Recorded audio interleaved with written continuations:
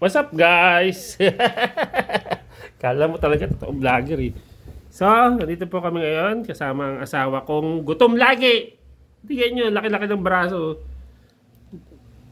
Panglaban sa mga busayap. Ayan, mahilig siya sa mangga.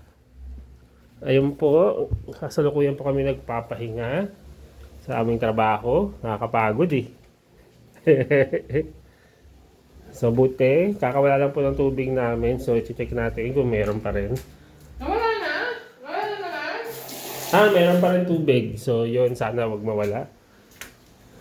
So, yun lang po. Magbabay ka na sa... Bye-bye. Ngayon po yung paggutom. So bye-bye guys.